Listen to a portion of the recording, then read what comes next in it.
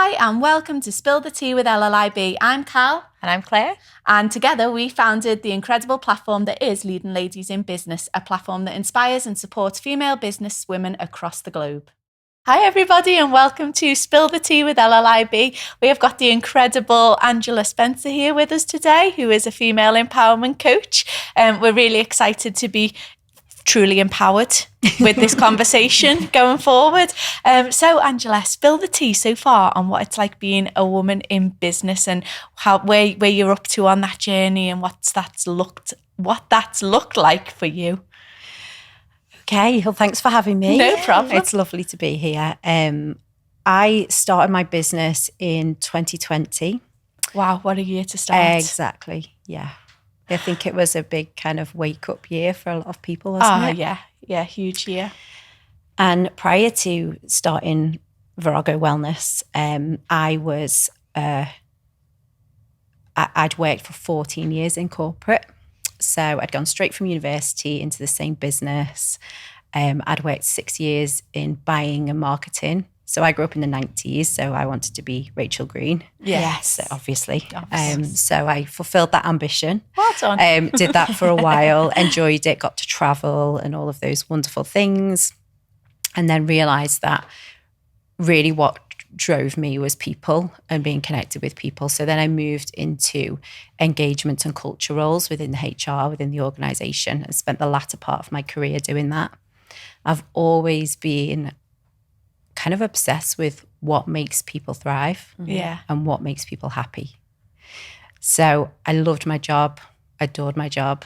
I got married, had 2 children, went back to work after having my second.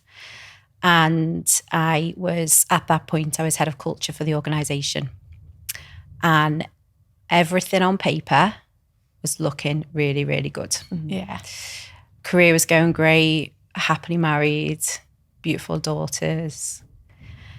And I reached a point in my kind of mid to late 30s where I just felt really disconnected from my own life. And I was sort of finding myself not feeling fully present when I was with the kids, bits of anxiety starting to slip in work and outside of work.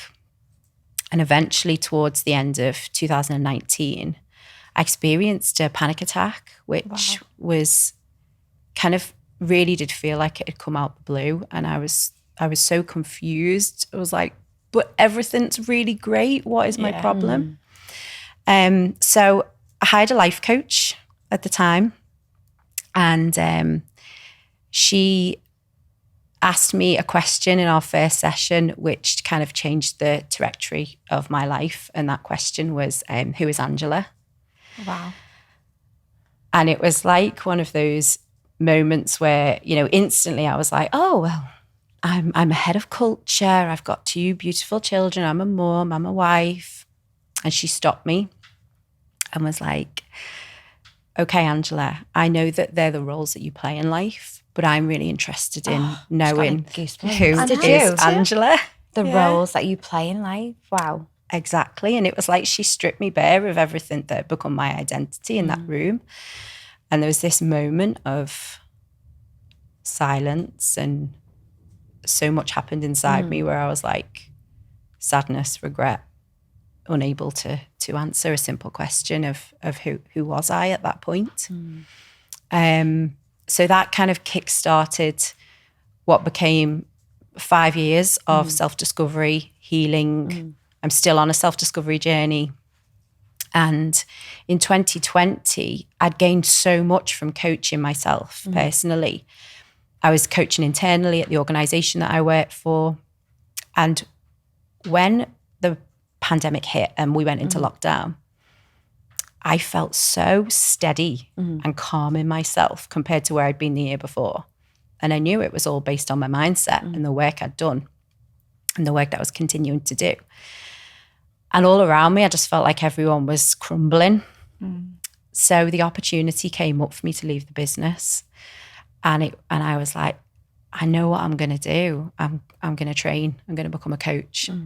So I left in the summer. I trained. I was accredited within 6 months. as a practitioner coach. And yeah, I've been in business now for 2.5 years, supporting women on their own self-discovery journeys. Congratulations. Thank What a you. journey. Incredible. What What a would you say journey. was the hardest challenge that you had to overcome within that journey? And how did you overcome it? So for myself and for a lot of my clients, I think one of the hardest things that we have to overcome as women is our inner critic, especially when you run your own business. Yeah. You are the greatest asset in your business. And if you don't believe in yourself, if you don't see that, if you don't invest in yourself, your business won't be a success.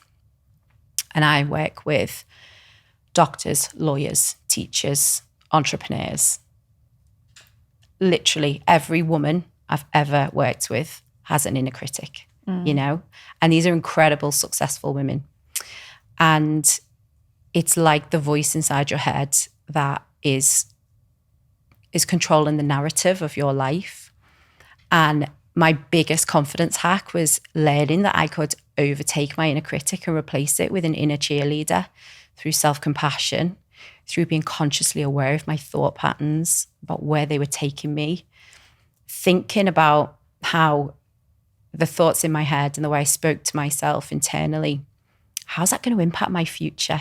You know, I'm a mum of 2 girls, and I had this like light bulb moment where I was like, if I spoke to them the way I speak to me in my head, how are they going to grow up?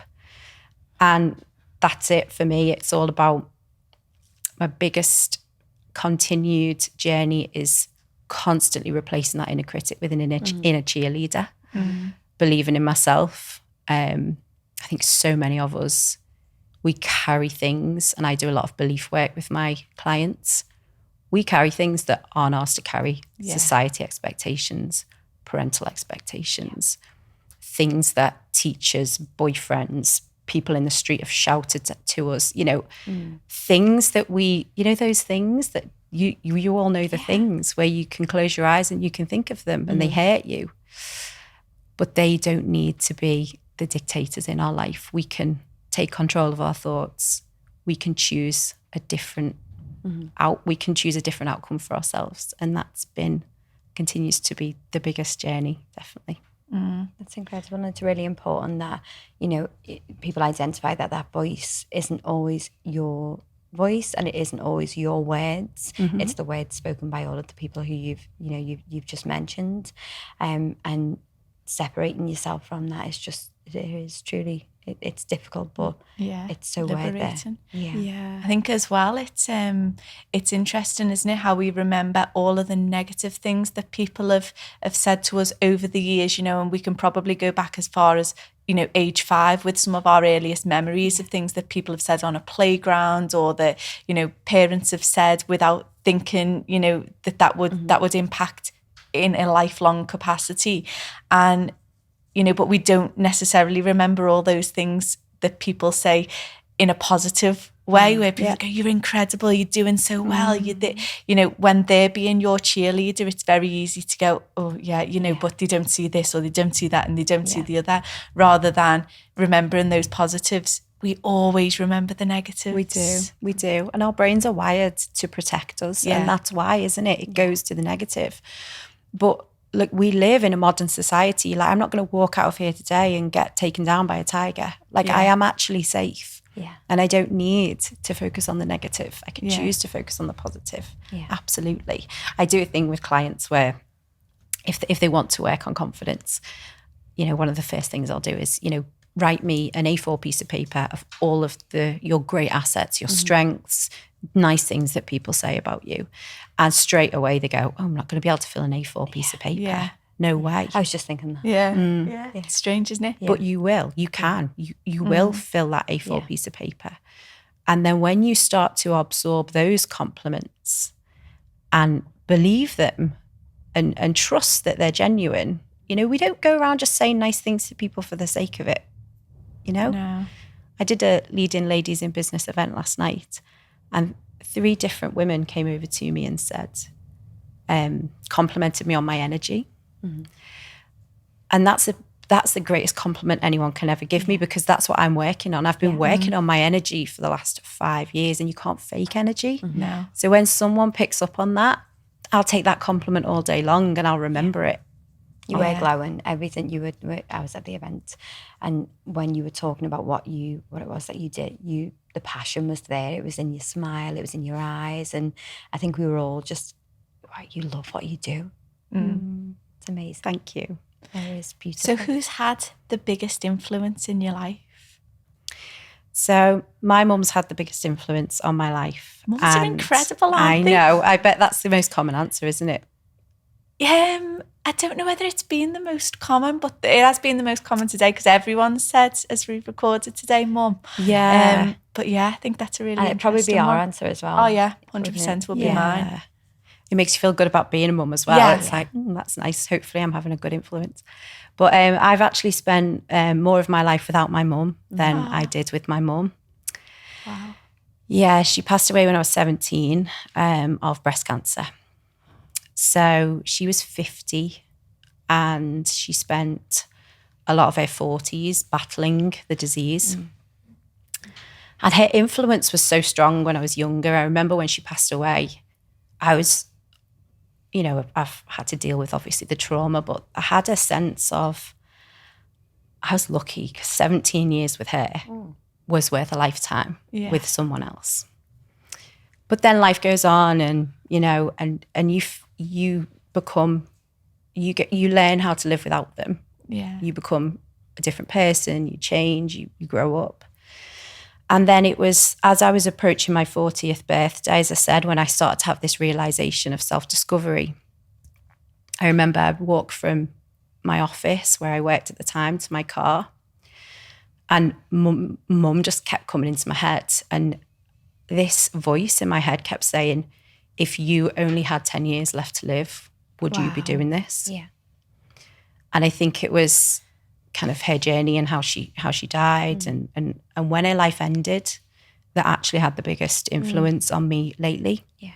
Because there's no guarantee in life, we're not all guaranteed that we're going to be here till we're 80 or 90. No. So my biggest passion is to help women to live their happiest and most fulfilled life now, not when they retire. Yeah. It's now. And yeah, I think it was what happened with Mum that gave me the confidence and the courage to say, I don't know what my life's going to look like, but what I know I have right now, I want to enjoy, I want to be present in. And that was a big influence, 100% to where I am now and being sat on this couch. Yeah. Thank you for sharing that with us as well. I know that was quite emotional. And yeah, I think your mum would be very, very proud. Very. Yeah, and it is nothing's promised, is it? And we all deserve happiness, and we deserve not to wish our lives away for the next weekend or the next holiday, and that's how so many people live, isn't it? And me and Claire always say we are so grateful that we never dread a Monday. We don't have that Sunday night dread where you think, oh God, I've got to go to work tomorrow and I don't know what I'm going into. And that will be the biggest blessing, forever, that we love what we do, that we get to do something that we love, that we've created something that we absolutely want to work at weekends for, and that we want to work in the evenings for, and that we are excited to open the laptop. That's incredible, and so many people don't have that, and everybody deserves to have that, because when we follow our passions and we follow what lights us up, we do so much better a job. That's awful grammar, but the job that we do is so much more impactful than being sat in a job that we hate, that we don't want to be in, that we get up and dread, and that we spend our time wishing for the next weekend or holiday or, time off. Absolutely. That's no life. You said do what lights you up. And I think when you do what lights you up, you light up everyone around you. Yeah. I never dread a client call. No. I open my MacBook and I'm like, what's she going to share with me today? I just find that fascinating. And I never know where that call's going to go. And neither does she half the time. Yeah. She's a busy woman. She's like working with me on certain parts of her life. We start talking and it's just magical. It's so lovely. Yeah. Yeah, and it's such a trusted position to be in as well, isn't it? You know, to have these people who open up and and who share that part of their journey and their most vulnerable side with you. Absolutely. And women who change their lives, you know, it's fascinating. It's like, wow, you did it. Everyone's got the potential, haven't they? Yeah. Everyone. It's incredible. So what goals are you pursuing right now in business or in personal life that you can share with us? So I am so proud to be next month delivering the 10th round of my signature group coaching course, which is called Embrace Your Truth. Lucky 10. Lucky 10, yeah. So Embrace Your Truth has been there since the beginning when I started my business. I should have mentioned that the word virago means a woman of exemplary strength. It means warrior woman. Wow. It's thousands of years old, that word, but that's where its origins come from. And to me, every woman I work with is a warrior woman. She's a virago. She's someone who is taking that brave step into self-discovery. So Embrace Your Truth is about the foundations of understanding who you are, answering that initial question of who is, you know, insert name. And it's running for its 10th time. Over 50 women have done it so far. It's just the most amazing course. So I'm really proud to be delivering that again. And I've also taken a step out of my comfort zone in the last 6 months and delivered my first work-based coaching course, which was called Rise Up. I actually went back to the organisation that I worked for to deliver it, was wonderful, full circle. I worked with 7 women who'd recently returned from maternity leave. Wow. And we worked on confidence. We worked on understanding what success looks like to you. And how to elevate yourself within the business and how to manage, you know, with everything that comes with being a working mother. So that's been incredible. The feedback was amazing. It was featured in the D&I report. And I'm really excited to deliver more of those in the future. Definitely, and that is so needed. So through the community interest company that we run, we work a lot with families from pregnancy. We run antenatal courses and then supporting those women right through. And often the biggest challenge that they face as parents is that how on earth am I going to go back to work? Because there's such a shift when you have a child and such a shift in identity. Claire's written a book called Not Just a Mummy. And, you know, that lack of confidence in your skills now, your abilities now. And both myself and Claire have wanted to do a real piece of work in that position before women return to work on who am I now? What does this look like for me? You know, and almost rewriting your CV in a positive way to say, actually, I've not lost anything on maternity leave. Look what I am now able to do because I am a mother. I am so much more able to multitask and juggle and, you know, to not let that be a time where we've lost skill, but where we have gained an incredible skill set that we take on into the workforce, and that propels us to the next stage of our career rather than parenthood and motherhood holding us back and preventing that, you know, career rise. I love that. Yeah. Absolutely. And the women I speak to, they need more of that. They need the case studies. Like, where are the women who have done that? Who have reinvented themselves, who've come back stronger? Tell your story, because it's inspiring, isn't it? We both didn't go back, did we? We both started our own business and we couldn't, we couldn't do that. The school life just wasn't for us anymore, which is lovely. And we met each other through the women's organisation, and it's all been great from there, hasn't it, Cal? It has, it has. It has, until Claire made me a cup of tea. It nearly all went downhill then. That was the first year, wasn't it? Yeah, that was the first year. Like honeymoon period, and it was over in an instant, wasn't it? Yeah, nearly. I think the honeymoon period ended there and then. The friendship carried on because we overcame the issue, but I mean, the honeymoon period of this woman's perfect in my life ended there. On that note, I need a new Coke. Well, there we are. So our closing tradition on this show, after such a deep and meaningful conversation there, that really was incredible, is your preference on how you make the perfect cup of tea. Okay, so I'm going to tease this out. I put the kettle on. Yeah. And this is a tradition that I started during lockdown to steady myself. Mm-hmm. So I am all about stealing moments when you can. Because look, we're all busy, working parents, whatever, we're all busy. While the kettle's boiling, I always go outside and I take a big, deep breath in. Mm-hmm. Lovely. And I just stop and think, thank you for this day. I always start my day with a little bit of gratitude when I'm making that cup of tea, because it's something that I can do. I do a cup of tea every morning. Yeah. If there's one thing I stick to, it's cup of tea in the morning. Oh, and now it's a daybreaker, isn't it? Yeah, so that's how I start my cup of tea. Then tea bag, milk, squeeze, remove. Oh, did I say milk? Yeah. Tea bag, hot water. Okay. I'm so sorry, Claire. Tea bag, hot water, remove,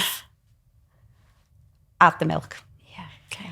That wasn't actually even my way. So you said you put the milk and the tea bag in before any water's even, like, that's wrong. Yeah. That's not okay. I know, then she changed a different level. Yeah. I feel like I've held myself together so well on this conversation, and then I couldn't remember how to make a cup of tea. It's okay, you remembered the right way in the end, so we're all good. So Cal got a point. And you know what? I don't even mind. You can have that point, because I love the fact that you just start the day and start that cup of tea in such a beautiful way. Yeah. That's amazing. Yeah, it really is. But yeah, you've been an incredible guest. Thank you so much. And everything that you said, we're really looking forward to watching you on your journey. You have got, your course, and you've got things that I know our viewers will absolutely love. So we will share everything across our social media accounts as well. Thank you so Angela, much. so much for being an incredible guest, even though you do make your cup of tea the wrong way, but the right way at the same time. The right way for me. If I can remember how to make a cup of tea. So busy being mindful that you're not in the moment. Yeah. That is it. I know. Thank you so much.